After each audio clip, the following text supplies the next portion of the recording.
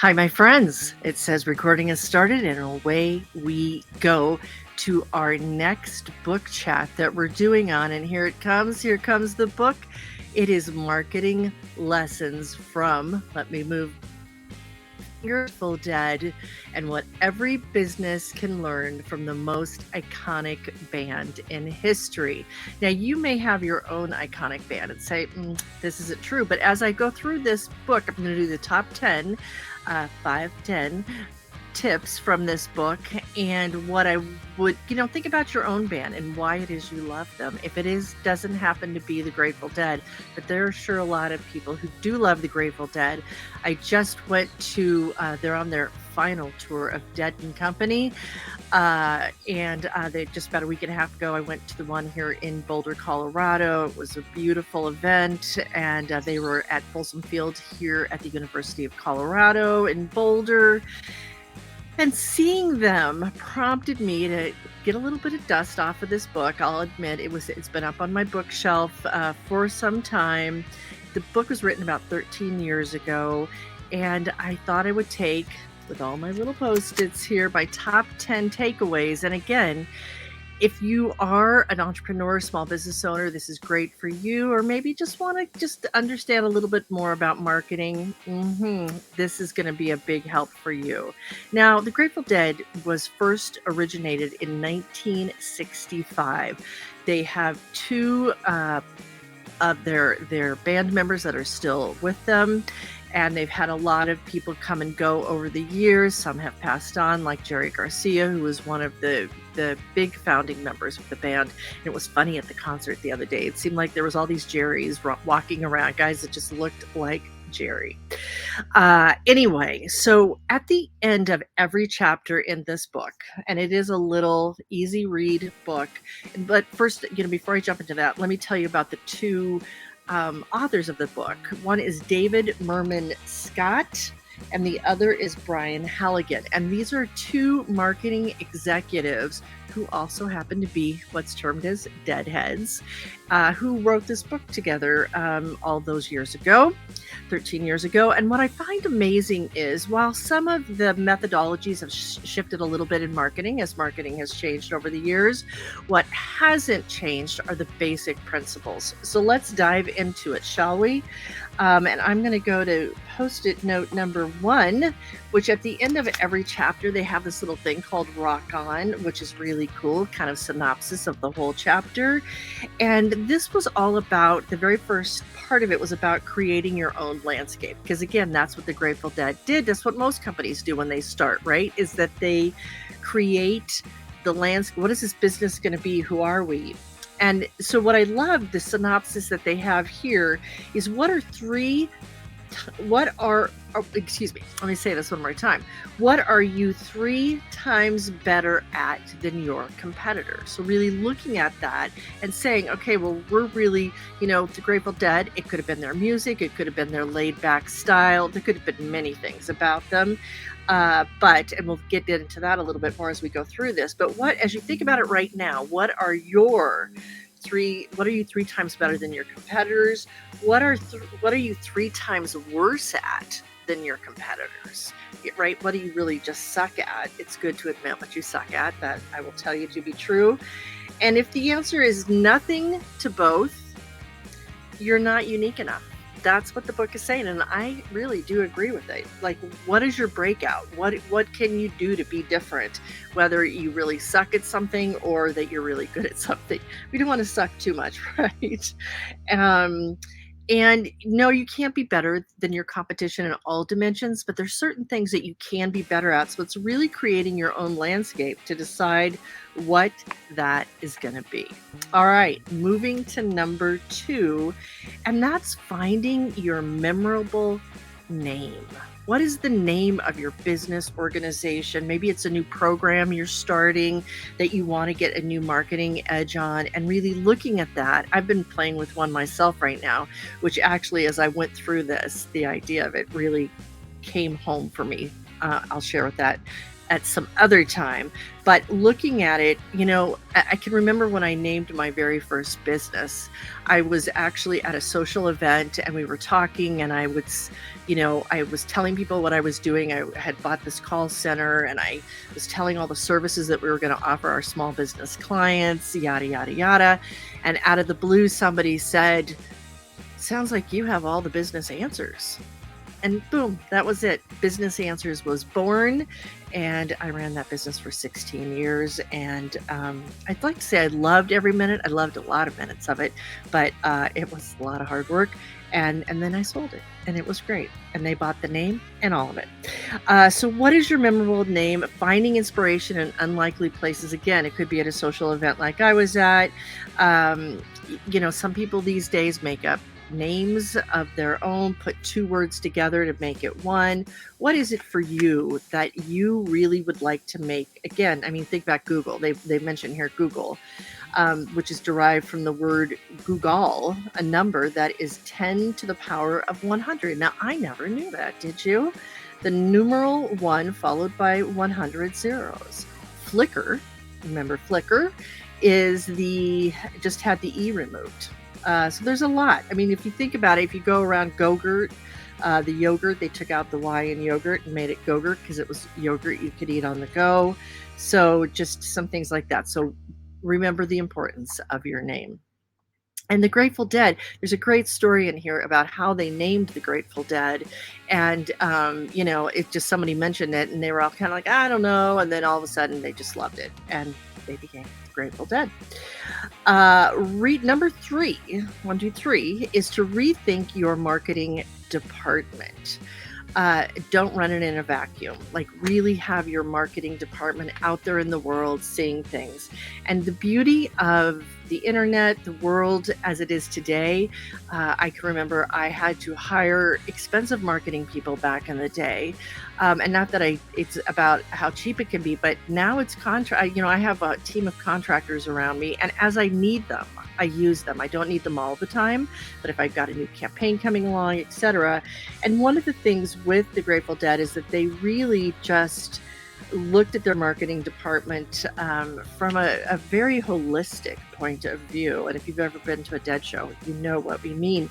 Doesn't mean that they gave up sophistication. We're going to talk about technology as we go here too, and how they've incorporated it. And oh my gosh, the other night at the Grateful Dead concert, the technology was amazing. They actually did a drone show at the end of the concert, towards the end of the concert, that led us out of the concert, and it was fantastic. It was the night before the 4th of July, which made it even funner.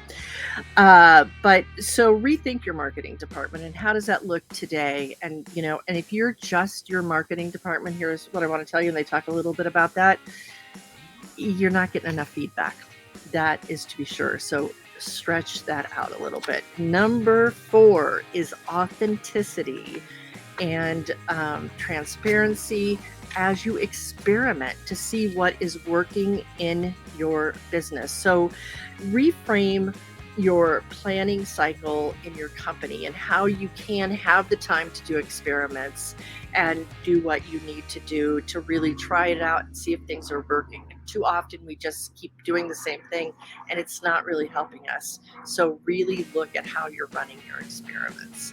That was 4. Number 5 is to embrace technology, as I was just talking about. Wind's blowing a little here.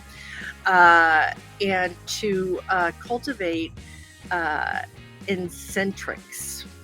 And have you noticed people who are energetic, right? That they just love talking about who they are, what they do. And then sometimes we can find ourselves like stepping back and not really allowing our personality, because that's what the Dead did. They just let the personality become who they were.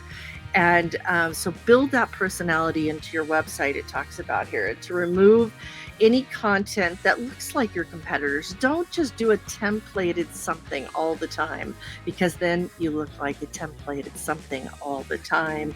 Get rid of what's boring. just, as funny as I've been going through this book, I've been going, I need to look at my website and some other things, which I am in the process of doing right now. And that's what I hope that this book will do, is to energize you, or thoughts even just from this book chat today will energize you to go, I need to take a look at some of my marketing. But the important thing is that you embrace the technology. Because technology, as much as it makes us a little crazy, it really kind of is our friend. So how can you really make technology your friend? And in all that you do, from social media, etc., delete what's boring. It's the biggest thing I got out of that particular chapter. Number 6 that I pulled out of here was to create exclusive programs for your most loyal supporters. So if you've ever been to a Dead show, there is Shakedown Street, which is named after one of their albums, where vendors of all kinds come and sell their wares. Pretty wild wares sometimes, I might say. But they have exclusive programs, whether it's tickets or you can get onto their website and do certain things. It's really pretty amazing. So it's thinking about your loyal customers.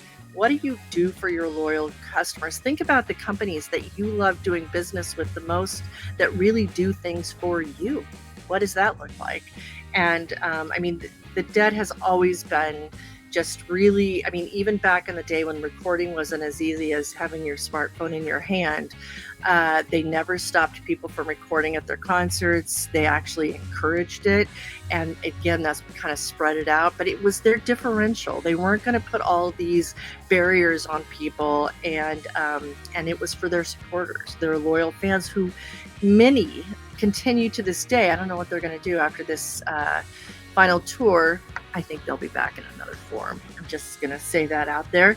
But they actually, follow him around. One of our friends that came here for this concert, he had been to 7 or 8 shows, maybe 9 shows, or was this total 9? I don't remember. But he went to a lot of their shows over the course of this final tour, all over the East Coast. So really communicating to your loyal group and really making them special. All right. Number 7 of their rock-ons is to cut out the middleman and go directly to your customer. So again, that's it. Like, they really cut out a lot. Even sometimes their record label didn't slow them down. It actually got their work out there more and made them more beloved. And so what can you do to go directly to your customer instead of, if there's something in between you right now, is there something different you can do? So that is number 7. All right. Number 8 of the rock-ons of today's book chat is you got to give and make it easy to get your content, to read your content, to look at it. I see it too often with entrepreneurs that they hold back and they're like, well, I don't want to give all my good stuff away. And I get it. You don't want to, but it's amazing when you share the wealth that a lot of really good things happen. And I know, like, I do my victory letter. I've been doing my victory letter every Monday morning for the last, are you ready for this? I just went out of my head. Is it 23 years? Yeah. So, is there 22? Anyway, it's a lot. And I do it every Monday morning and it's free. And people have said you should start charging for it. And I'm like, no, that's not what it's going to be charged for. That's what I give. That's my gift every week, to give some inspirational. And if you haven't signed up for our victory letter, you can go to businessvictories.com and sign up for that. And you can read a lot of it on the blog over there as well.